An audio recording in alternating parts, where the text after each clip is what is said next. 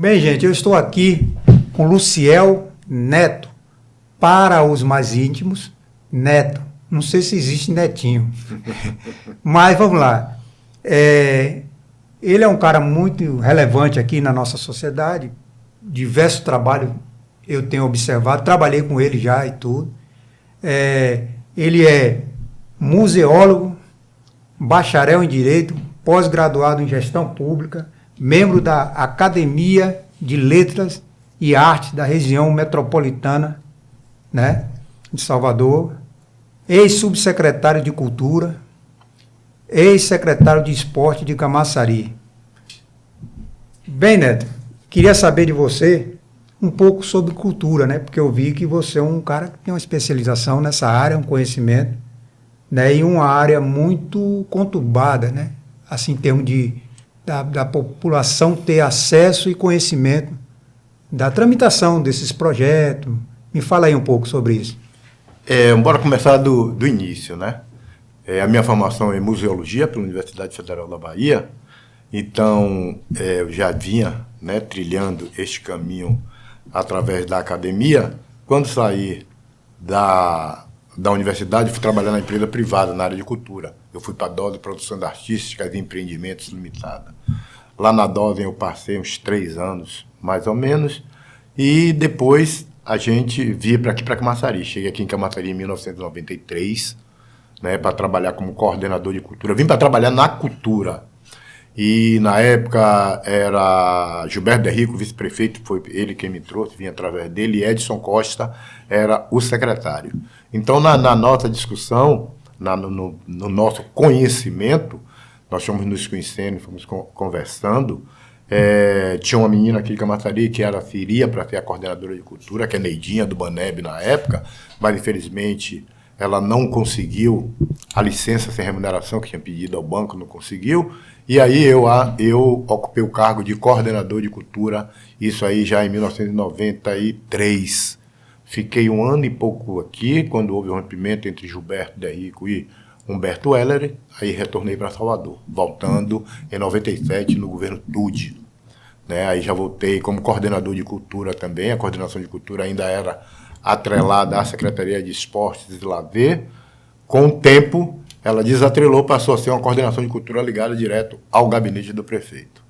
Então, a minha trajetória aqui em Camaçari é essa trajetória. O início, né? Esse é o meu início. E aí eu gosto sempre de ressaltar das pessoas daqui de Camaçari que me recepcionaram, tá entendendo? Para que eu me sinta hoje filho desta cidade. Aí eu destaco Luzinete da Hora, eu destaco, como é o nome dela, rapaz, que foi da TVC, Dilda de Jesus, eu destaco Elmo, eu destaco Taroba, eu destaco Jorge Fuampa, dessas pessoas, quando eu cheguei aqui, que me trouxeram para o seio deles e disseram, não, você está aqui com a gente. Solange Borges, não posso me esquecer, foi uma pessoa também que me acolheu bastante, a gente já começava a discutir essa questão de negritude, de raça, tá entendendo? De crença. Essas pessoas foram que me acolheram e com isso eu passei a fazer parte daqui. Eu sou um filho adotado de Camaçari e agradeço a minha mãe adotiva por tudo. Ela me deu régua e compasso. Esse pessoal que você falou eu conheço, são tudo gente boa, de alto gabarito, né? Vamos dizer assim, pessoas muito boas. São pessoas que eu trago no meu coração sempre. Aí, vamos lá, vamos entrar um pouco na cultura, depois a gente vai entrar um pouco na política aí. Essa questão cultural, né? Cultura em si, qual é a sua visão sobre isso no Brasil hoje, real? Olha só, hoje a gente tem lampejos, né? As coisas começam a melhorar. Por quê? O próprio governo federal, a partir do momento em que ele reestrutura o Ministério da Cultura e implementa leis de incentivo, né, de amparo e de fomento à cultura, isso aí já é um grande passo. Hoje o próprio Ministério da Cultura, com as diversas secretarias, sejam elas estaduais, sejam elas municipais, já trabalham na perspectiva da criação de um Sistema Nacional de Cultura. Um Sistema Nacional de Cultura um sistema igual ao SUAS, que é o Sistema Único da Ciência Social, o SUAS, é um sistema que nem o INSS, tá entendendo? Então, são sistemas como esse que você pega desde o início até a ponta, onde você vai ter todo o fazedor de cultura, todo o produtor cultural, ele ali cadastrado, onde você vai ter essa possibilidade, através dos mapas culturais, fazer esse levantamento, onde esse produtor, onde esse fazedor de cultura possa participar de todo e qualquer processo seletivo, seja ele municipal, estadual e federal. Isso é muito bacana. Eu tive a oportunidade de estar em Brasília, na Conferência Nacional de Cultura, onde tinha pessoas de todo o Brasil, né? Aí você passa a ter uma visão geral do Brasil, porque é difícil, vamos supor, no norte, tem pontos de cultura que o cara leva 2 dias para chegar de barco. Tá entendendo? As diferenças. Mas tem lá o fazedor de cultura, o cara que é resignado, o cara que está lá fazendo cultura, que isso nos impressiona, que é completamente diferente da gente, que tem a nossa dificuldade, mas não tão grandes quanto a dificuldade deles. Tá entendendo? Então, o que é que faz hoje o governo federal? Procura ter conhecimento de toda essa realidade para quando você desenvolver atividades e estratégias, você tenha atividades e estratégias que venham atender de fato o fazedor de cultura. Então, para mim, isso é um avanço muito grande. Que já vem há um tempo, né? Isso aí modificando. É super interessante. É bom ressaltar que Camaçari já está na ponta. Eu tive a oportunidade de participar de algumas mesas, inclusive de falar para algumas mesas, né? Utilizando Camaçari como exemplo. Porque Camaçari hoje ele já tem um CPF. O que é o CPF? Ele tem o conselho, ele tem o plano e ele tem o fundo. Então, Camaçari já tem um CPF da cultura. O que é esse CPF? São condições primordiais para que você faça parte desse Sistema Nacional de Cultura. Então, Camaçari já tem essa coisa. Camaçari já tem um mapa cultural. Nós, da Secretaria de Camaçari, na gestão passada, tivemos a oportunidade de sair daqui de Camaçari para ir apresentar o mapa cultural para a Fundação Cultural do Estado e para a própria Secretaria de Cultura do Estado. Porque nós avançamos nessa questão de institucionalização, de profissionalização. Podemos ter até outros pecados que podemos tratar. Nada é perfeito. Nada é perfeito. Né? Tem que ir aperfeiçoando. Isso, né? Aperfeiçoando. Deixamos de atender algumas coisas, mas, por outro lado, nessa questão de profissionalização, de institucionalização da cultura, Camaçari foi, assim, exemplo para diversas cidades do estado da Bahia. Nós fomos convidados para apresentar, né? Para a diversidade. E para o Brasil, quando a gente teve a oportunidade de estar lá na Conferência Nacional. Mas na estadual, antes da Conferência Estadual, nós tivemos em Mata, Pojuca, uma série de cidades que fomos convidados para a gente falar sobre como era que estava sendo implantado o Plano Municipal de Cultura. Independente de polo político, etc., eu queria ver sua opinião, assim, o que hoje acontece ainda de negativo, né, porque tudo é um processo, né, de evolução, né, nesse sentido, da cultura, e o que a gente ainda está pecando, né, a nível nacional. Olha só, a gente está num momento de transição, até de conceitualização de cultura, né? Antigamente você não tinha, como é que eu posso dizer assim, um primor por escolher pessoas que trabalham com cultura, que tivessem essa tecnicidade de saber trabalhar, de fazer um projeto, de construir um plano, de construir um programa de cultura, seja ele para o município, seja ele para o Estado, seja ele para a União, né? E aí a gente vê que essa coisa começa a tomar um corpo de você ter o técnico, dentro de uma nomenclatura europeia, né, que nasce tudo isso aí, que é o Art Administration. Não é nem europeia, ela é americana. Né, o Art Administration, que é o administrador de arte, que depois ele toma um vulto maior e passa a ser um administrador de cultura mesmo, de programa, de projetos e de ações culturais. Então, quando você começa a trabalhar neste sentido, a gente já começa a ver uma melhora na produção. Temos dificuldade, são 5.517 municípios, se eu não me engano, que tem o Brasil. Para você encontrar pessoas nisso aí, é difícil. Vamos supor, a implantação da lei Paulo Gustavo e da própria Aldir Blanc, tivemos dificuldades, porque tem interiores que não tem nenhuma Secretaria de Cultura. O prefeito, então, que foi que fez para que você democratizasse essas políticas públicas de cultura, permitiu que o prefeito nomeasse um servidor para fazer a administração da verba que era repassada para o município. Agora não, a gente já começa a cobrar, está entendendo? O governo federal já começa a fazer as amarrações, inclusive a destinação de capital é mediante contrapartida. Então, você vai começando a amarrar para que o sistema, quando ele estiver montado, ele tenha condições de fluir tranquilamente. Com isso, nós teremos uma produção de melhor qualidade e com maior frequência. A gente teve um momento que teve valores a ser devolvidos, né? Porque tudo feito assim, o processo veio para a mão, muito em cima da hora também, né? E aí teve esses problemas aí, né? Houveram percalços, está entendendo? Isso é um fato. Mas o que foi que aconteceu? Aconteceu um processo seletivo que foi questionado por um coletivo de artistas, judicializou, e a justiça achou por bem não validar aquele processo. Como não tínhamos mais tempo para que você fizesse um outro processo, para que você não tínhamos tempo hábil, o que aconteceu?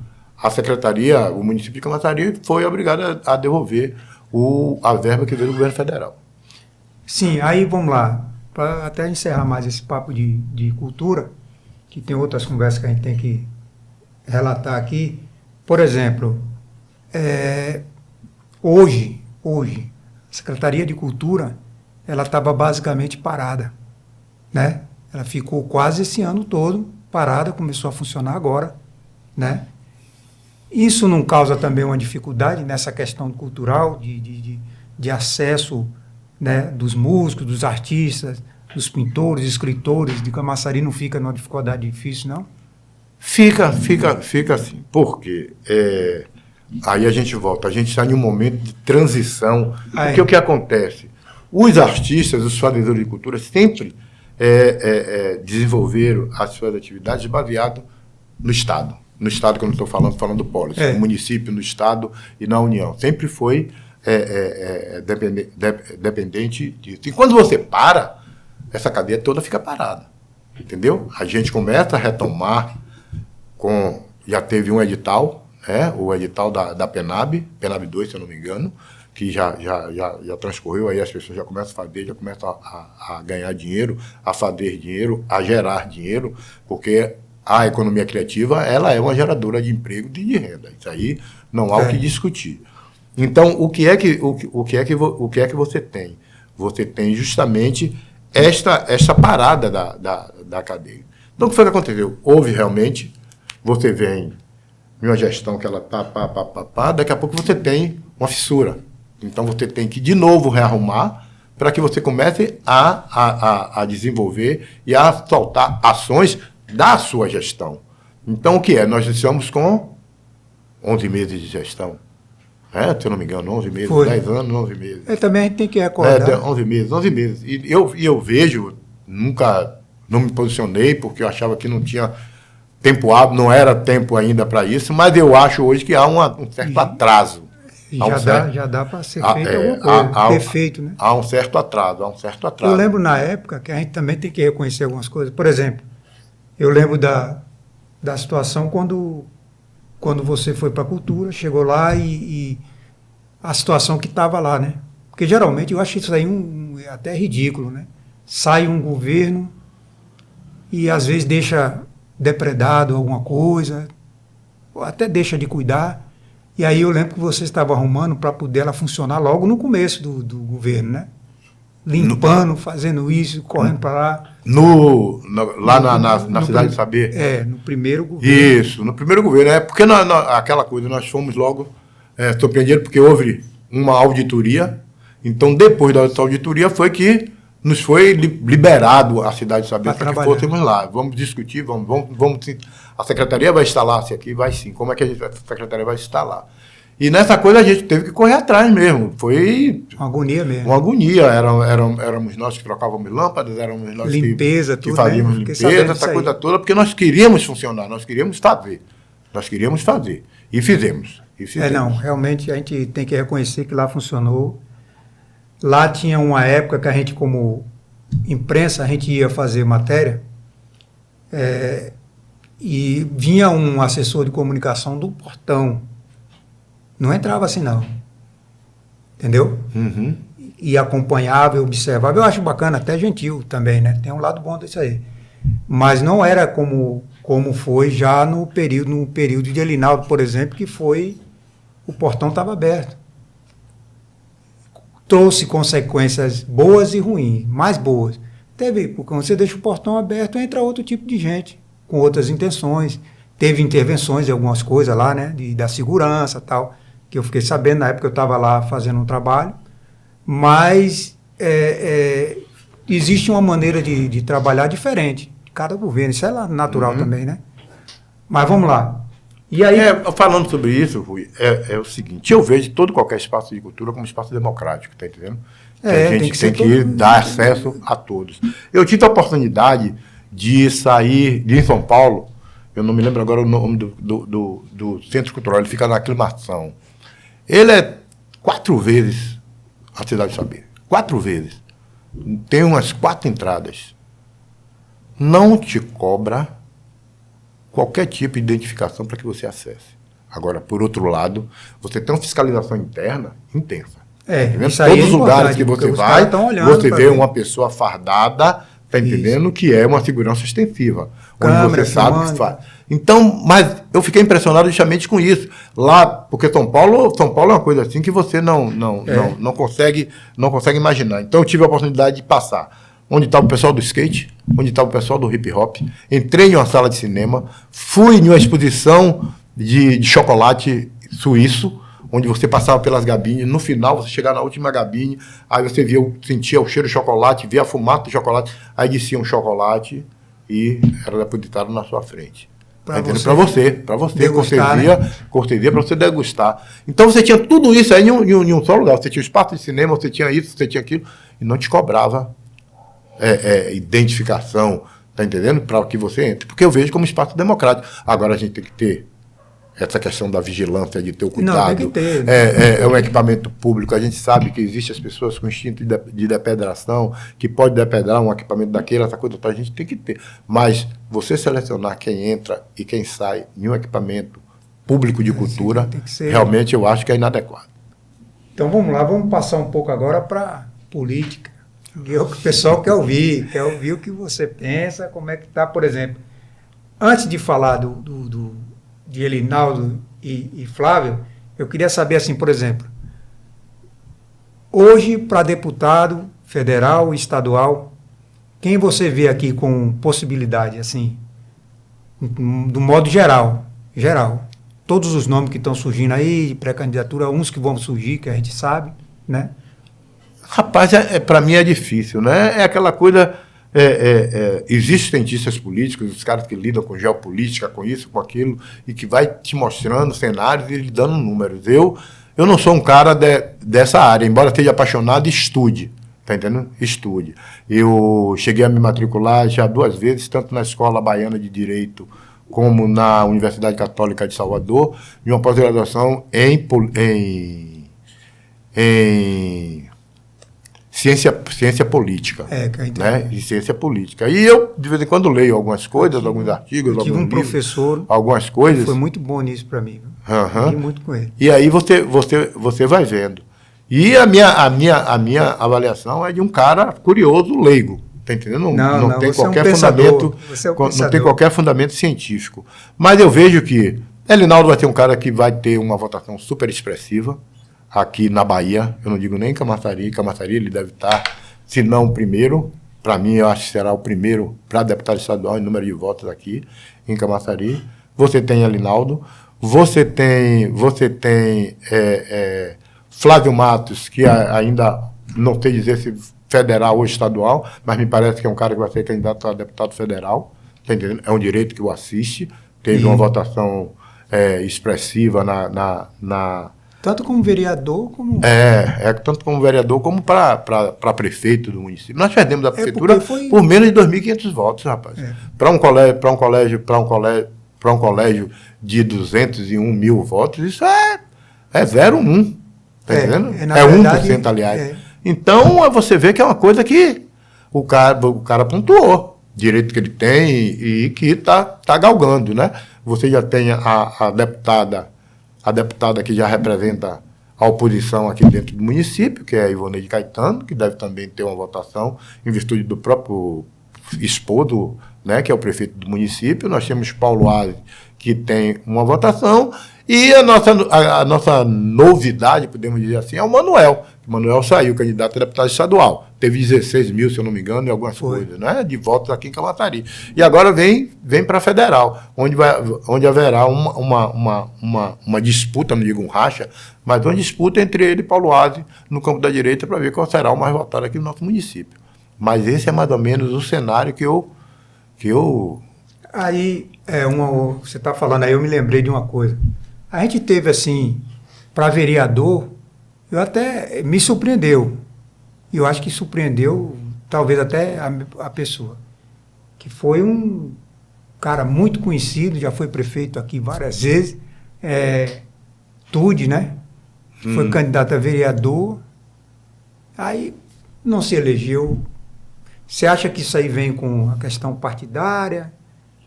Como é que foi isso aí? Você vê isso aí como? Rapaz, eu vejo o seguinte, a gente não pode perder que houve uma renovação de eleitor. Tá entendendo? Pô, Tude teve um papel importante, foi um prefeito importante, 97 a 2002, né? Porque ele saiu, o Helder ficou até 2004. Então, 2002. Saiu candidato agora 22 anos depois. Um menino de 20 anos não sabe o que foi Tude. O pai dele sabe, mas o menino não sabe. E tem outro, ele ficou muito tempo fora, né? Isso. Então, se você pega a estatística eleitoral em Camaçari e diz, pô, quanto renovou esse eleitorado nesses 22 anos? Tá entendendo? Aí você começa a fazer as coisas porque inverteu os papéis. Antigamente, o pai era a liderança política dentro da família. Hoje não. Hoje, é o filho que é a liderança política, porque o filho teve a possibilidade de estudar, de ir para uma universidade e transformar-se em doutor. Está entendendo? E isso traz para o pai aquela coisa, se meu filho está falando que é doutor, fica melhor. Aí acaba... Está entendendo? Interferindo direto. Então houve essa inversão e que a gente tem que ficar ligado nisso aí. Vamos supor, a eleição para prefeito mesmo de Camaçari, houve por parte do Grupo Azul uma participação intensa de juventude. Foi, realmente. Uma participação intensa de juventude, está entendendo? Então você vê que essa juventude, ela hoje, ela é determinante. Exatamente. Ela hoje decide jogo. E a gente tem um histórico aqui. Humberto Hélio teve um contrato com a TV, a esposa dele apresentava um programa na Camaçari TV. E aí, rapaz, eu sempre conversava com ele, virou meu amigo, e eu, um cara com a cabeça lá na frente. Ele me falava muito sobre a política daqui, como é que eram os arranjos, né, e bastidores. E aí ele falou muito sobre um certo acordo que existia entre os grupos políticos. E você pode notar que a gente vem desde muito tempo atrás, mais de 40 anos, que a gente é comandado por 4 pessoas, basicamente, em Camaçari. Não sei se você percebeu, lá você percebeu isso. E é uma coisa que eu sou contra, certo? Não adianta você dizer, experiência, o pessoal jovem vem chegando e mudou muito esse pensamento. Que na época tinha Tude do lado, né, vamos dizer assim, da direita, vamos dizer assim, tinha Tude e tinha Elinaldo. E aí acabou prevalecendo através das pesquisas internas, né, todo mundo faz, acabou ficando Elinaldo e vice Tude.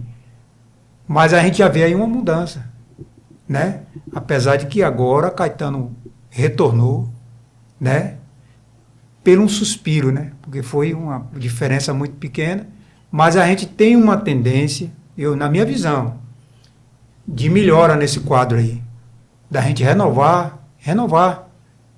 Mas renovou, foi pior, paciência, democracia é isso aí. Você tem que alternar o poder, né? E a renovação, ela se faz necessária, né? Porque a gente está de passagem. Um dia Exatamente. A gente vai passar e quem é que vai ficar? Quem é que vai assumir isso aí? Sim, porque, olha só, você pega o histórico, você tinha o grupo de Caetano contra o grupo de Tude e Humberto Heller. Aí daqui a pouco racha Humberto Heller com Tude, fica Tude, Humberto Heller se reflui, sai fora, fica Tude, o grupo de Caetano. Caetano fica 8 anos, depois vem Tude, fica 8 anos. Caetano fica 4 anos, sempre... Eles, né? Aí daqui você tem o surgimento de uma nova liderança, que é Alinaldo. Alinaldo é liderança, gente. Você pode falar o que quiser, o cara é liderança. O cara se tornou líder de um grupo político. Tá entendendo? Aí você tem Alinaldo que tornou, agora é Caetano e Alinaldo. Ou Caetano se renova, bicho, ou ele já vai, não deixa ninguém. Tá entendendo? Ou ele traz forças novas, pessoas novas, tá entendendo? Não é ser novo somente cronologicamente, não. A gente não está falando de idade, não. A gente está falando de além da idade, no pensamento. Tá entendendo? No pensamento. Ou você traz essa renovação, ou você morre. Está fadado à morte, compadre. E a renovação agora, ela, para o pessoal mais antigo, eu não sei se foi você que me falou, mas faz tempo isso aí, ou foi outra pessoa que falou, eu sou analógico. Ah, isso! Né? Foi uma vez a gente estava conversando uma coisa, né? Então, por exemplo, mas a gente fala isso, e essa questão de informática, internet, a área digital, é uma pedra no sapato desse pessoal antigo. Né? A gente vê todo mundo, é lógico que a gente tem a cabeça, a gente vai aprendendo, todo mundo vai aprendendo, vai desenvolvendo. Mas se não houver na política os líderes que tem hoje, por exemplo, uma coisa interessante, quem seria o sucessor de Caetano? Os caras não fazem. Né? Eu sou amigo de Marcelino, Jacques, que foi do PT e tal, os outros. Os caras não foram favorecidos na época deles. Entendeu? Chega a hora e cadê? Ele não dá aquela mão que precisa dar para poder, não, nós estamos juntos, eu vou lhe favorecer. Tá surgindo aí, por exemplo, o Tagner, né, que veio, eu conheço o Tagner, ele ia muito na TV, quando era o estúdio lá embaixo. Veio com muitos votos, né, para vereador. Né, agora talvez vai sair, deve estar saindo candidato a deputado. Mas a gente não vê Caetano dizer assim, ó, meu sucessor é esse aqui, porque Caetano não é mais nenhuma criança, né? Entendeu? Aí vem problema de saúde, vem isso, aquilo, que vai, pela idade, todo mundo vai tendo, como o próprio Lula. Lula, até AVC, né? Que é mais popular falando, teve no governo. E aí a gente perde, né? Porque ele é o presidente do Brasil. Se eu votei ou não nele, não interessa, mas é assim. Aí perde o presidente, olha a estrutura que está em volta do processo, fica fragilizada, porque ele não tem um sucessor, ele não tem um cara forte, pelo menos no nível dele, para poder, e tem que preparar, e a gente vê os caras que estão no poder, não preparam o sucessor, né? E aí tem esses dois problemas, hoje, que eu vejo na política, dentro do Camaçari, vamos olhar a Camaçari. A gente tem a dificuldade dos caras se modernizar politicamente com a estrutura que hoje o mundo oferece. Né? Tem uns aí que tá cabendo. Você pega assim, ó, por exemplo, um cara que é meu amigão, eu gosto dele pra caramba, Rui Magno. E outros. Não consegue fazer essa relação, né, do eleitorado com a tecnologia, com o sistema de hoje, esses caras. Não consegue. Então, a gente os jovens que estão nessa área, pô. E o cara que fizer isso aí, como eu falei, vai ser... Você traz aí diversas coisas para a gente discutir, né? Primeiro, eu vou pegar a questão de um mal da política brasileira. Nenhum campo, seja ele de direita ou de esquerda, tenha essa preocupação em fazer nomes de sucessão. Ele geralmente não deixa que nenhum nome cresça mais do que o dele dentro do campo dele de atuação. Entendendo? Isso é você garantir a sua permanência. Isso é prático, isso a gente vê no dia a dia. Então, para você romper essa barreira, é muito difícil. É muito difícil. Por isso que tem a lei de reeleição, né? Tem eleição, mas não pode o cara vir e ficar perpetuar no poder. E agora tramita na Câmara Federal a possibilidade de não ter reeleição. Só uma eleição de 5 anos e... igual a gente teve agora. Teve eleição agora. Né? Isso no é Chile, uma coisa, né? que você trouxe aí que a gente tem que aprofundar e tem que estudar, porque existe de fato, dentro, tanto do campo da direita como do campo da esquerda, é essa predisposição, em não deixar que nenhum nome cresça além do nome do grande líder, vamos colocar assim. E aí você traz outra coisa que é justamente essa questão da linguagem, da absorção. Não adianta Luiz, como foi Rui Magno, trabalhar com 100 mil santinhos se eu, em um clique no computador, atinjo mais pessoas do que esses 100 mil santinhos vão atender. Então, essa troca de linguagem, de tecnologia, que você incorpora, o mais jovem incorpora a sua campanha. Hoje o cara faz uma coisa na rede social, impulsiona, que chega em 100, 200 mil pessoas. Você tem agora, por exemplo, Nicolas, 300 e poucos milhões, ou seja, a mesma pessoa viu várias vezes, né? Para dar esse tanto, né? Senão não tinha como. Mas para você ver, é um absurdo, né? Então você tem essas tecnologias que esses meninos dominam e que conseguem chegar. A preocupação no que diz respeito a tanto um como o outro, né? Tanto os meninos como... é o conteúdo. O que é que está trazendo de novo? O que é que está trazendo? O que é que está trazendo de agregação? Porque eu vejo que o papel do político, que querendo ou não querendo é um servidor público, querendo ou não querendo é um servidor público, é justamente de tentar, pelo menos tentar, minimizar todo e qualquer sofrimento da comunidade. Porque é para o povo, né? Tudo é feito. Minimizar. Não digo que vai solucionar, mas pelo menos ter o interesse em minimizar. Aí vamos lá. Há uma coisa que eu acho interessante. Uma vez, uma secretária estava conversando comigo, a gente conversando assim, e aí ela me falou em candidatura, etc, etc.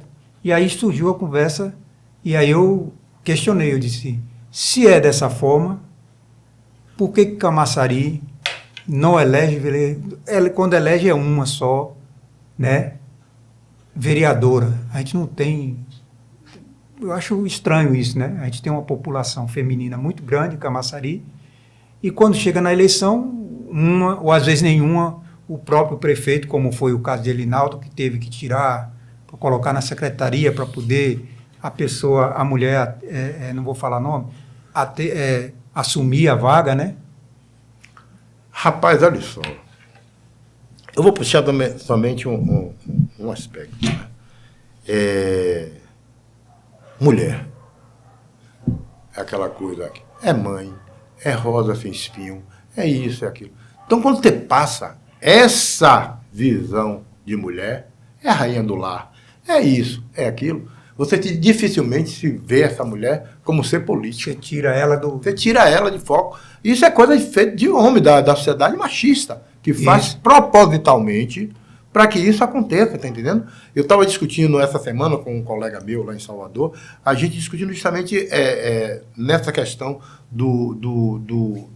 da invisibilidade que você tenta dar a algumas classes. A gente estava conversando sobre raça negra. Como é que Salvador, uma cidade com quase 80% de população negra, 80%. Não faz políticos negros nos representando? Você vê a Câmara de Vereador hoje de Salvador, você tem uns 4 a 5, Silvio Humberto, aquele menino que é do PSOL, mais uns 3 ou 4, o resto é todo mundo branco, egresso de uma elite política.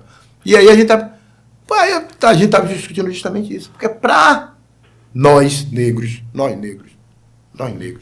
a gente chegou a pensar da nossa capacidade. Porque, vamos supor, eu nunca vi um herói negro quando estava na escola, cara. Eu vim ter conhecimento de Zumbi dos Palmares, eu tinha 20 anos. Tá entendendo? E muita gente não sabe que a gente teve um presidente negro. Isso, tem uma série de coisas, sabe, que né? Invisibiliza, nos invisibiliza. Dificulta a nossa... Dificulta que a gente saiba quem somos nós, porque a gente só se reconhece a partir do momento que a gente se conhece. Se eu não conheço, como é que eu vou me reconhecer? Então, teve um movimento, né, para a eleição de um prefeito negro em Salvador, há uns 6, 5 anos atrás, que assim como surgiu, desapareceu. Então, a gente fica se perguntando, mas é o sistema, gente. O sistema não brinca, não. Enquanto a gente aqui conversando, tem a opção de cientista lá em cima, bicho, pensando como é que vai fazer para que eles continuem com o poder. É essa relação que a gente tem que ter conhecimento para ver de que forma é. Olha só, a história do. A gente vou pegar o negro, né? Que a gente está em novembro, está conversando sobre isso. A gente pega o negro. O negro, pô, o cara veio de lá, da África, escravizado. Já foi pego lá, tirou daqui, vem para cá. Estrategicamente, você colocava pessoas que falavam dialetos diferentes para que não tenha a comunicação, não é? Aí você mata um monte, quem se rebelava é morto, aí você vem para cá, aí você diz, porra, bicho, eu tenho os meus orixás a serem cultuados. O que é que eu faço? O que é que eu faço? Aí o cara disse, não, agora sincretismo religioso, bora tirar um orixá e colocar que é São Jorge e Oxóssi. Tá entendendo? É. E aí você consegue. Aí o cara diz, pô, rapaz, a nossa capoeira, o Estado mete pau em capoeirista, tá coisa toda. Bora transformar isso em dança. Passa a ser dança. Mas quando você tem necessidade de dar o AU, de dar teve que os driblar, golpes. Né? Driblar um monte de coisa. Então você teve que driblar um monte de coisa para que você permanecesse, para que você fosse quem é hoje, tá entendendo? É o que eu digo sempre aos meus mais próximos, né? Quando a gente está conversando, é que nós, hoje, negros, necessitamos descobrir um mecanismo que nos permita atravessar o corredor que lhe separa a senzala da Casa Grande. Porque a gente está na senzala, a gente tem um conhecimento, hoje a gente tem uma série de negros que acumulam conhecimento científico muito grande, mas quando vem nessa transição de sair da senzala para a Casa Grande, alguém vem e nos derruba. E esse dibre, né? Dibre que eu falei, tem que ocorrer até hoje. E vai continuar. Isso é. Certo? Porque, por exemplo, você tem... Não vamos falar somente em cotas, né? Você tem outras coisas que acontecem. Por exemplo, quando a gente era criança, eu estudei mais lá no Sul, eu nasci em São Paulo. E o que passaram pra gente era tudo diferente, cara. E inclusive aqui, onde é o berço, você chegar ali no Pelourinho, você vê as correntes lá ainda. Né? Você vê lá tudo, os lugares. Aí, por exemplo, eu cheguei aqui em Camaçari, meu avô ainda vivo, andava de cavalo, ele e tal. Aí um dia eu conversando com ele, ele me falou sobre meu bisavô, que o vestimenta dele era aquele saco de farinha, saco de açúcar, aqueles negócios lá. Se vestia daquilo, né? E aí ele me contou desse meu tataravô e falou que ele veio no colo, fugido, né? Dos engenhos, dos lugares onde ele tinha os patrões, né? Os caras que escravizavam, né? E muitos negros fugiram. Porque ele falou assim, meu filho, isso aí foi uma pessoa que pode me falar mais próximo da escravidão do que a gente. Por exemplo, ele chegou e falou assim, não era como você viu no colégio lá, não, nos livros, não tem nada a ver com aquilo. Seu tataravô veio, que os pais dele fugiram, disseram, nós não aceitamos viver na corrente. E fugiu, mato adentro aqui. Tanto é que a gente tem até terra ali na Capivara, da família, entendeu? De Damião. Uma história bonita, sabe? Uma hora eu vou lhe contar. Mas você vê que a história oficial, ela é contada pelas elites, ela não é contada porque muitos de fato viveu, não. E outra coisa, ele falou assim, você acha que quem conhece, é lógico que tinha o Negro do Mato, o Capitão do Mato, que eles falavam, mas ele disse, você acha que quem conhece, e a sabedoria do meu avô, falou assim, você acha, meu filho, que é um branco que conhece mais a mata do que um negro? A saúde de um negro, né, que foi testada só no navio, o cara que tossia, espirrava e jogava no mar. Para não estragar a mercadoria, porque era mercadoria. Isso. Entendeu? Essa reparação, eu não comento muito sobre isso, né? Sobre cota, sobre essa, já que você tocou muito nesse assunto, mas eu acho que ela, até certo ponto, ela é justa. Tem os dois lados, né? Não, eu acho que ela é justa de todos os pontos. Não tem nem certos pontos. Não, eu acho ela justa de todos os pontos. Não, mas deixa eu explicar. Porque você pega, hoje, não estou falando, a gente tira a escravidão aí e deixa só os negros na situação que ele vive e que ele foi tratado, e é tratado até hoje. Só aí já tem que ter uma reparação. Ah, mas que reparação?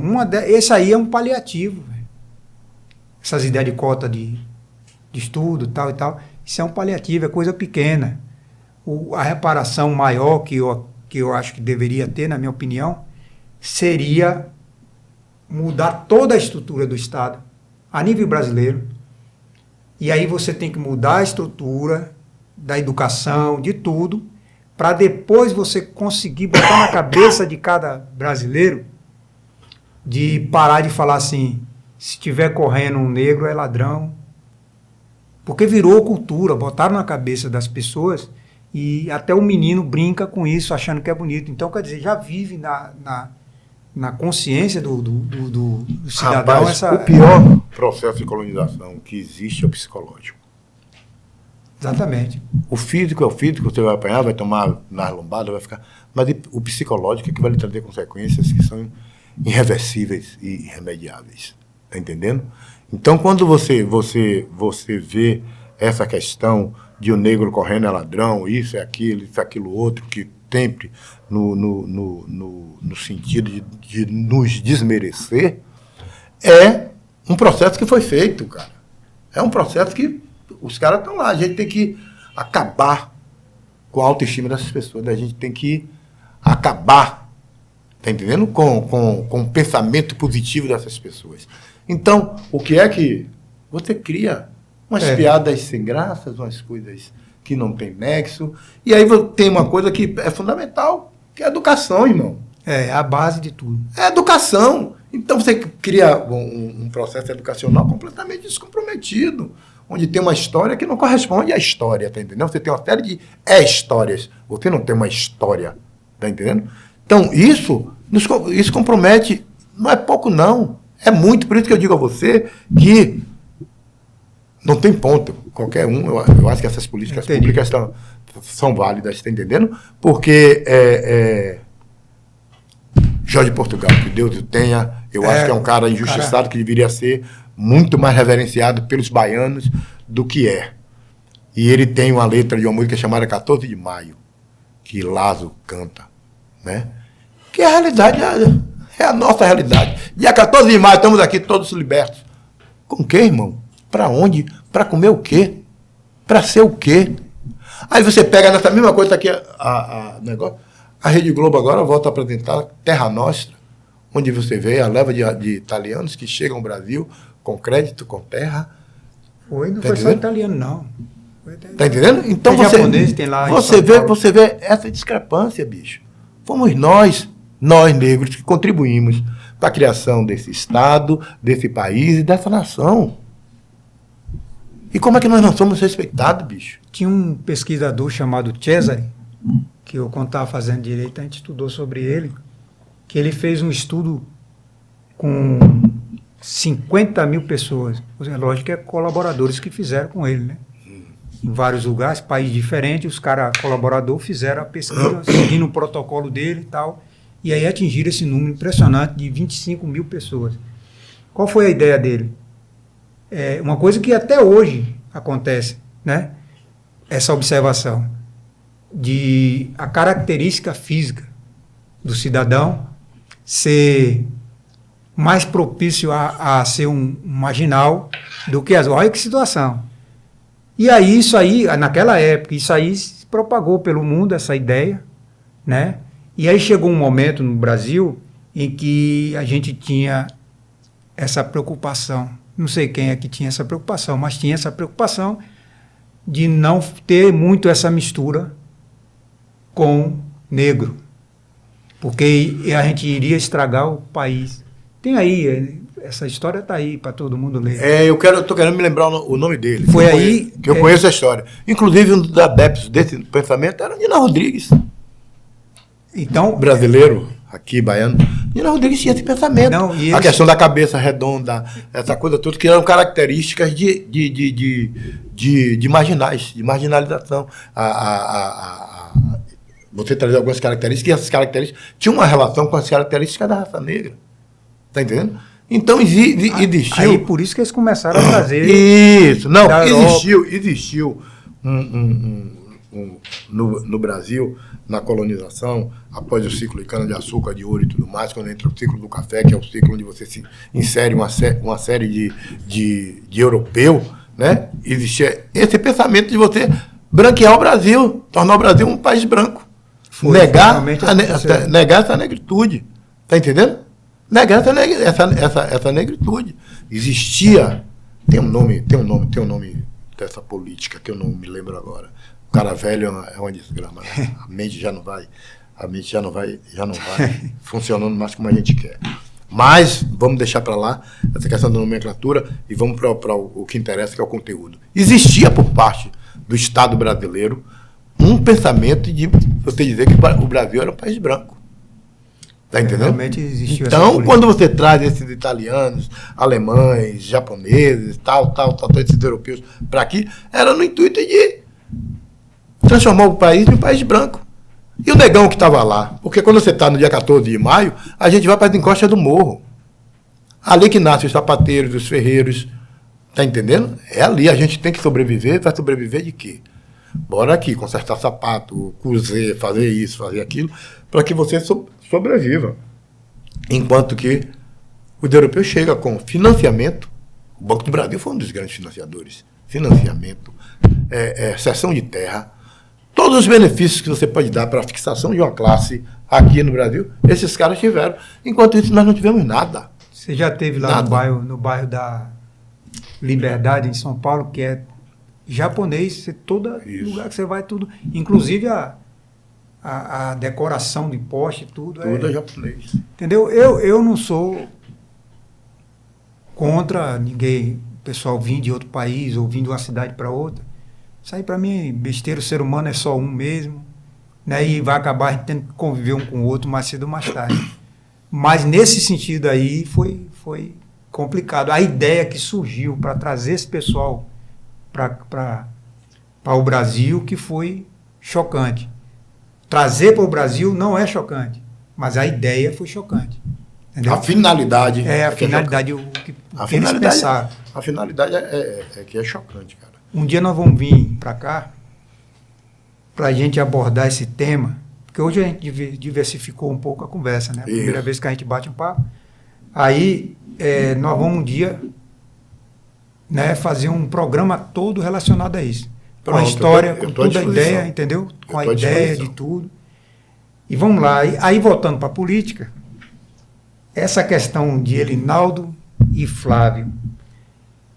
Existe mesmo essa briga? É uma estratégia? O Rui, é o seguinte, eu não estou vivendo próximo para dizer se sim ou que não. Está entendendo? Eu acho que existiu, de fato, existe, de fato, um estranhamento que eu avalio, né, como perca de tempo e de energia, porque nós temos que estar juntos em 28. 28, a prefeitura passa por estarmos juntos, Elinaldo e Flávio. Flávio e Elinaldo, não sei como é que a gente vai fazer essa arquitetura e essa engenharia, mas passa por isso aí. E, desculpe, e vejo que já está, se ouve, já está na hora de parar, tá entendendo? Né? Já está na hora de chamar, conversar, olha, velho, não gostei que você fez isso, não gostei que você não fez aquilo, bora fazer isso, bora fazer aquilo. Como dizem os mais antigos, né? Eu venho do Recôncavo, venho lá de Cachoeira, e minha avó sempre falava comigo, uma coisa que eu trago o pior do que o não dito é o meio dito. Meio dito. Então, vamos para o não dito, olha, me desculpe por isso, me perdoe por isso, não foi isso que eu quis dizer, era isso que eu queria dizer, você me interpretou mal, para a gente pacificar, tá entendendo? Para a gente pacificar e começar a trabalhar já na perspectiva de 28. Eu vejo que a gente não pode pensar política a curto prazo. Política é médio e longo prazo. Não adianta. O que não é hoje pode ser amanhã. Entende? Exatamente. As coisas mudam. É o que? Vamos conversar, bora ver como é que faz. A gente já chegou demais, já causou arranhões muito profundos. Vamos ter que botar muita pomada para que cicatrize. Tá entendendo? Bora cicatrizar. Bora ver de que forma é que a gente pode recompor, porque é fundamental. Essa recomposição ela é fundamental. Eu vejo, essa é a minha avaliação. Em 2028, a gente tem aí, com certeza, Elinaldo candidato, né? E por isso que eu falo que, no caso aí, Caetano deve vir de novo, certo? E aí você vai ver Elinaldo e Caetano, que já teve isso aí, né? Já. Da vez que teve, Elinaldo venceu. E dessa vez, eu acredito que talvez se fosse Elinaldo, teria ganho. Que a campanha seria diferente, um pouco diferente. Ou, é mais lógico que já tinha 8 anos, não podia se candidatar de novo. Mas ele, no caso, é muito mais liderança do que Flávio. Flávio é meu amigo pessoal, vou trazer ele aqui, é gente boa. Gosto dele de graça mesmo. Mas em termos de experiência, Elinaldo tem mais. Né? A gente vê que tem mais. Por isso que eu acho que, por exemplo, eu tenho uma foto, não sei onde está mais essa foto, que tem Tude andando nos colégios, nas casas, fazendo campanha. Naquela época do 11, né? Tinha um 11. E quem estava do lado, Elinaldo, com a cara de menino ainda. Ali ele estava fazendo o quê? Um estágio, aprendendo, pô. As coisas têm que começar, tem um degrau, o primeiro degrau da escada. E eu acho que Flávio deu um pulo também muito rápido.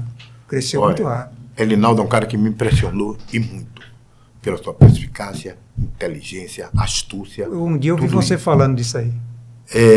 Eu me lembro que eu fui em uma reunião na Glebacê, uma reunião montada por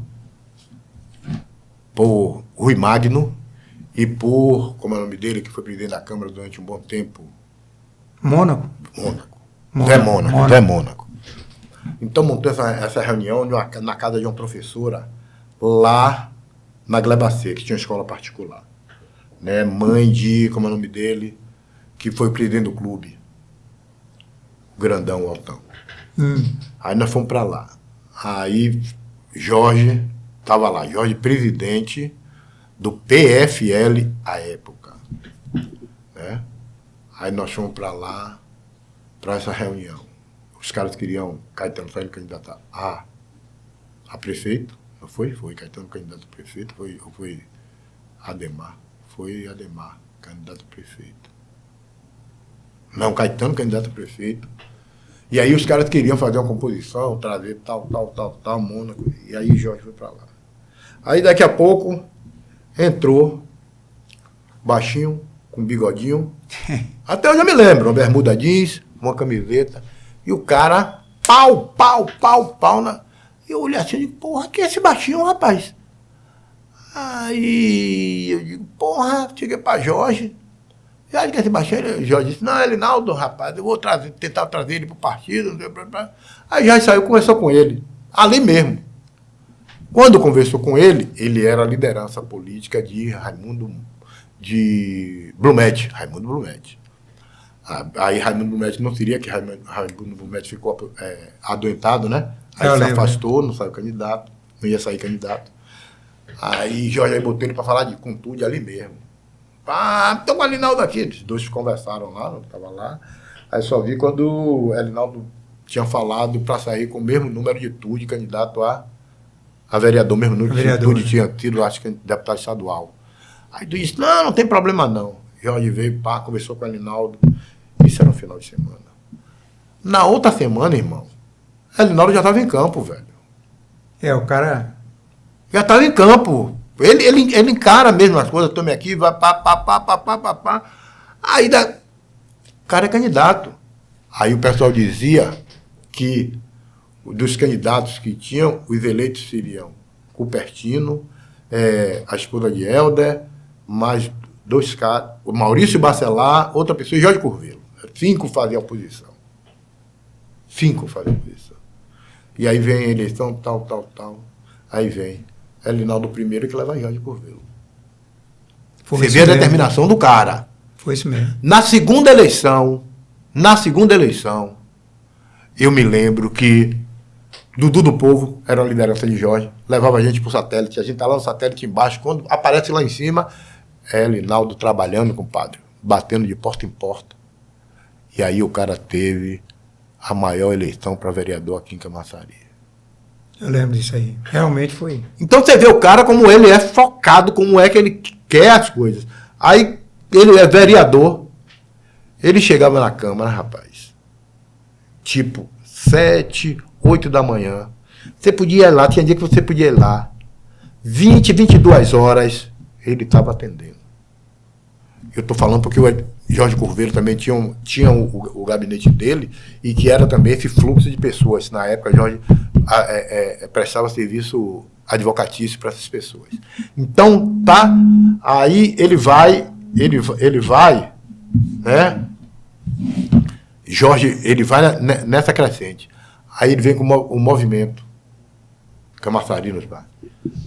Eu me lembro que na sala de Jorge tinha um sofá grande assim, e que ficava sentado. Eu, Cleiton Pereira, S. Pereira,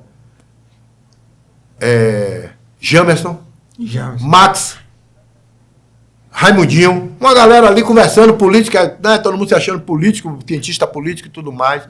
Aí nós dissemos, porra, bicho, vamos falar com o Alinaldo que vai começar, tá começando muito cedo, velho, que a gente começando agora talvez não tenha fôlego para levar até... Chamamos ele sentou lá, brincando, aí a gente foi falar com ele. Parceiro, a gente vai aguentar, parceiro. O negócio é a gente começar. Depois disso aí, a gente vai aguentar. E a partir dali, velho, vamos aqui, vamos lá, vamos aqui, vamos aqui. Porra, e o cara começou, pra mim, um dos dias mais tristes, pra mim foi no que iria ser no Novo Horizonte. Foi no dia que prenderam ele. Bicho, você viu uma tristeza nos olhos das pessoas, cara, que você começava a ficar impressionado, bicho. Tá entendendo? Esse cara. E aí eu digo a você, hoje, Elinaldo é líder. E a questão da administração. Não, mas quando a gente que ele aprendeu, né? Hoje, Elinaldo é líder. Hoje, Flávio é um político em ascensão. Essa é a grande diferença. Flávio é um cara que tem uma equipe. Eu tive a possibilidade de conversar com os meninos que compunham a equipe de Flávio, nas reuniões que eles me convidaram. Eu fiquei impressionado com o nível de profissionalismo dos caras e de conhecimento.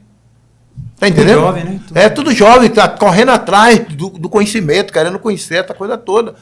Porra, vamos lá, vamos continuar correndo atrás desse conhecimento, para que nós possamos colocar em prática a partir de 28, tá entendendo? Vamos lá, bora. Vamos ver, a gente vai ter que achar um denominador comum para 28. Eu vejo que o grupo, o time azul, você está até de azul hoje, o time azul, né? Daqui a pouco vai dizer que... O time azul tem que arrumar alternativas para que nós consigamos confluir em um único objeto, em um único objetivo. Realmente, você falou tudo aí.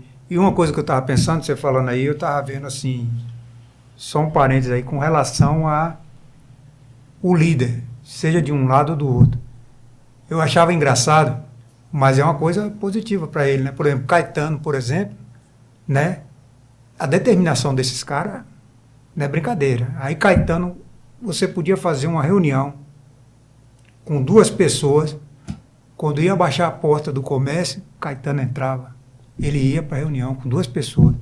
Então, quer dizer, você pega um cara lá também, como a própria Lula, né, a história dele, não estamos falando de administração, nada, estamos falando a maneira do cara ser, levantar aquela bandeira e continuar com aquela bandeira. É os que levam mais vantagem, viu? Você pega Bolsonaro, foi 30 anos lá, praticamente, o mesmo discurso. Entendeu? Tanto de esquerda como de direita, você pode observar os líderes, os grandes líderes, eles têm um discurso só. É lógico que agora vem aquelas questões de a gente estar evoluindo, etc, em algumas coisas, digital, etc. E o que aconteceu com o jovem de Camaçari é que está acontecendo com o Flávio. E é o que está acontecendo com a maioria deles, tem que se adequar. Por exemplo, Elinaldo é mesclado, jovem e pessoal mais velho. Caetano agora está trabalhando, sempre trabalhou com jovem também, mas hoje ele está mais inteirado nisso aí. Então são os caras que não dormem de noite. Aquele Rogaciano, meu amigão, ele, conversando comigo, ele dizia que Caetano era foda. Ademar, por exemplo, 17 horas ele ia para casa. Né? Tinha aquele sistema dele, sistemático. Aí o Já Caetano, 2 horas da manhã, ligava para ele, rapaz, tem isso aqui, parará, parará. Ninguém tinha sossego. E deve ser agora a mesma coisa. Então são os caras que são muito ativos. Tanto Elinaldo, e Elinaldo é assim. Elinaldo é ativo. Vamos supor, eu mesmo já tive a oportunidade de ligar para Elinaldo, tipo 8, 9 horas da noite, ele não atender. Quando deu 11h30, meia-noite, ele ligar para mim. Meu chefe, o que foi? Você ligou para mim, eu não pude lhe atender, que eu estava ocupado assim. Você pode falar agora ou quer falar comigo amanhã de manhã? Tá entendendo? Então é um cara nesse sentido, que o cara está sempre atento. Mas a gente trazendo essa juventude de Camaçari, o que acontece? Que para mim é fundamental. A formação da cidade de Camaçari, o desenvolvimento da cidade de Camaçari, a partir de 1970, com o advento do polo petroquímico, você teve o quê? Você teve uma chegada de pessoas de diversos países, de diversos estados, de diversas cidades. Essas pessoas, alguns ficaram, outras voltaram. Quem ficou teve filho.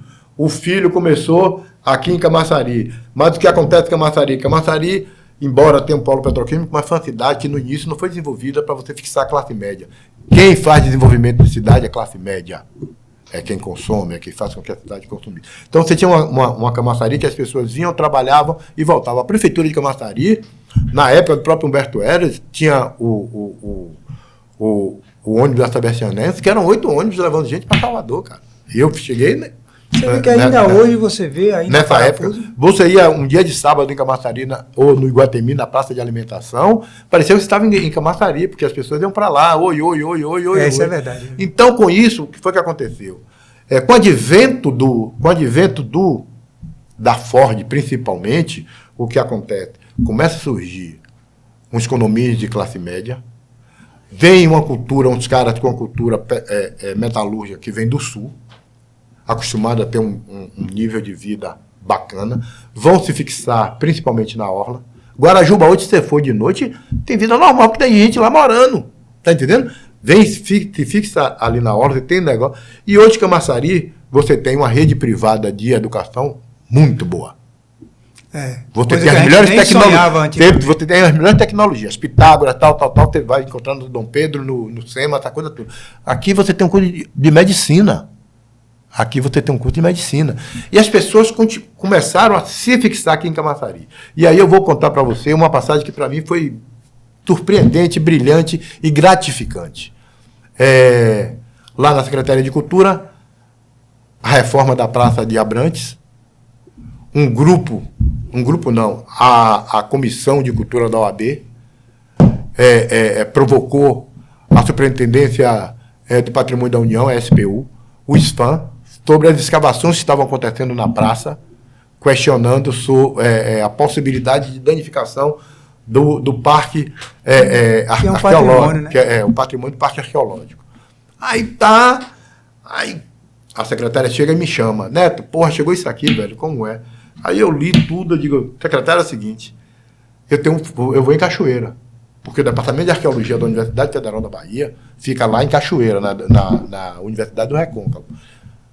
Peguei uns 2 colegas, foi eu, se não me engano, Lélia, Átila, e mais uma pessoa. Vamos lá, vamos. E chegamos lá, procuramos o professor coordenador do colegiado, tal, conversamos, aí chamou o cara que tinha escrito a tese sobre a IU, e aí ele deu, olha só, lá você não tem problema se escavar até 80 centímetros. Pode ter problema se houver uma escavação que for acima de 80 centímetros. Como só era tirar o calçamento para botar outro, e outro, a gente pensa que na Praça de Abrantes tem realmente, mas a grande concentração, inclusive onde foi encontrado as urnas, é no outro lado. Lá onde tem um clube da Caixa Econômica, naquelas imediações ali. Aí o cara peguei todo... Foi naquela praça da igreja? Isso. Pô, Vila ali é histórico pra caramba. Pegamos todo o material necessário na escola para que consubstanciasse a nossa tese, né? E viemos. E tal, aí marcou uma reunião. A empresa, os engenheiros da empresa, o engenheiro da Superintendência do Patrimônio da União, o pessoal do SFAM, né? E a comissão da OAB. E aí a gente foi para lá. Tinha algumas coisas que estavam em desacordo, realmente. Tinha um quiosque que era em frente à igreja, que você do outro lado da praça não via a igreja, realmente. Isso aí a gente começou a negociar e foi sanado, tal. Mas, resumindo, para encerrar, quando eu vou conversar com os meninos, com os advogados e tudo mais, 5 advogados, todos 5 de Camaçari. Todos 5 filhos de Camaçari. Isso, para mim, bicho, foi de uma satisfação tão grande que eu digo, rapaz, são os donos daqui tomando conta disso aqui. Tá entendendo? Mesmo dando cabeça e tudo mais, mas são os filhos de Camaçari que querem a preservação da memória e da história do seu município. Isso para mim foi... Eu voltei radiante. Esquentei a pestana, né, com os colegas estudando, para a gente fazer, tal. Fomos nos fãs, tudo que a gente podia fazer para se contrapor, nós fizemos. E chegamos lá, conversamos, diálogo bonito, científico, tá entendendo? E que chegou à conclusão, tanto que a obra continuou e os pontos mais graves, vamos colocar assim, eles foram sanados e a gente inaugurou, a administração inaugurou e está lá. Tá entendendo? Mas o que para mim me chamou a atenção é justamente isso. São filhos de Camaçari tomando conta de Camaçari. Quando você vê um cara como Elinaldo, feirante, filho de Camaçari, nascido que já pode não ter nascido na maternidade de Camaçari, mas vem para cá pequeno, né? É adotado pela cidade e é criado na cidade e vai para a feira e vai para a Kombi e vai para isso e chega a prefeito, porra, bicho, você disse. Rapaz, é filho de Camaçari. É filho de Camaçari. Tá entendendo? Que é quando você vê um que não é filho. Você vê um Flávio Matos, né? Te colocando como prefeito, filho de Camaçari. Se um Tagner vier te colocar, é um filho de Camaçari. Tá entendendo? Então você vê que é você te apropriar daquilo que é seu. De fato. Exatamente. E de direito. Tá entendendo? Por isso que tem que se movimentar, não pode ficar quieto. Não pode ficar quieto. Agora aqui, basicamente, para encerrar a nossa conversa, hoje, Neto tá articulando, tá trabalhando com o quê? Não, hoje Neto é avô. Avô, né? Avô. Tá cuidando do o papel número 1 é avô. Eu tive a felicidade, né? Eu até me emociono, né? De Deus foi muito bom comigo e me deu um casal de netos gêmeos. Pô, legal. Pérola e Antônio. Fizeram 2 anos na sexta-feira. Então, a minha vida hoje é levar para passear, subir, descer, matricular agora na escola. E eu mesmo tenho um tempo para mim. Eu digo, eu preciso dar um tempo. Eu trabalhei, eu fui servidor público, sempre fui servidor público. Tenho o maior orgulho de ser servidor público.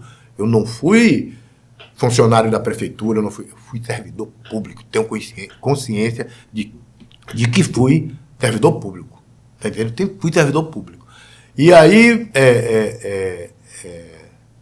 quando acabou a gestão de Elinaldo, eu já estava aposentado, né? Um ano antes de terminar, eu já tinha mais que 38 anos de contribuição. E aí acessei o INSS e consegui a aposentadoria, tá entendendo? E eu disse, olha, vou dar um tempo. Chamei a esposa, conversei, né? O filho também, conversei, só tenho um filho, chamei a esposa. Conheço ele, né? Conversei com ela. Aí ela disse, não, velho, já está na hora, porque nesses últimos 10 anos eu nunca tirei umas férias. Nunca tirei umas férias. Não viajei nem nada, porque no verão era que a gente tinha um projeto de verão, final de semana é que você trabalha tal, e tudo mais. Eu digo, eu vou tirar um tempo aqui para dar uma descansada.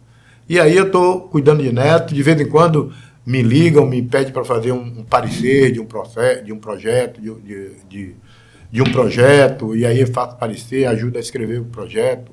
Eu tenho a minha contribuição com a instituição lá em Salvador, que é a ACL8, Associação Cultural Linha 8, que é uma associação cultural, uma organização sem fins lucrativos, lá na Liberdade, de onde eu me criei, né? E aí juntou um grupo de colegas de colégio. Hoje já está todo mundo formado, um é médico, outro dentista, outro é auditor do INSS e tal. Nós nos juntamos, conseguimos um espaço lá, que era a antiga Festa do Povo, e lá nós temos aula de boxe, de dança, de computação, de percussão, e tomamos conta desse processo, né?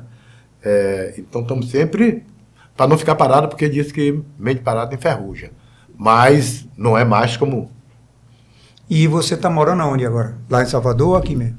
Olha, eu estava mais em Jacuípe. Com o nascimento dos netos, eu fui para Salvador, porque eles estão lá em Salvador. Tem que... E eu venho geralmente quinta-feira, fico em Jacuípe até domingo, retorno domingo no final da tarde, aí fico segunda, terça, quarta, muitas vezes quinta, com ele lá em Salvador. Então é isso. Neto, eu tenho que agradecer, né? Primeiro que você é meu amigo, meu amigo particular, e a gente tem feito trabalho juntos já se conhece muito bem, e aí eu tinha que trazer você pela sua competência, não só também pela nossa amizade, certo? Conhecimento que você tem. E eu que agradeço a você pela sua benevolência, tá entendendo? Porra, me convidar, estou aqui com o maior prazer, justamente por essa nossa relação construída através de trabalho lá na Cidade de Saber. Já conhecia Rui de vista, mas nunca tinha batido um papo com o Rui. Quando o Rui chegou com o projeto da TV lá, eu fiquei impressionado, estava falando com ele, inclusive, se nós tivéssemos levado aquele projeto, como foi pensado de início, hoje nós tiramos um salto qualitativo que é brincadeira, né? Isso aí. Mas é coisas da vida mesmo. Então, não aconteceu porque não tinha que acontecer. E nós estamos questão aqui. Política e outras coisas que a gente não vai falar aqui agora. Nós estamos aqui. Então, eu tenho que agradecer a você, agradecer a todo mundo que teve paciência de assistir isso aí. E vamos em frente. Vou trazer ele de novo aqui, outras vezes, porque tem muitos assuntos. É um cara muito preparado para os assuntos diversos. E aí eu vejo que ele é interessante. Você é um cara interessante a estar aqui com a gente várias vezes. Rapaz, muito obrigado. Vou lhe chamar, vou lhe perturbar. Você vai ter que vir para cá, gastar Eu estou à tua disposição. Um chamado, um convite seu, para mim é uma convocação. Entendeu? Pode me convocar, que eu estou soldado. Estou aqui. Então pronto. Viu? Valeu, gente. Obrigadão, viu?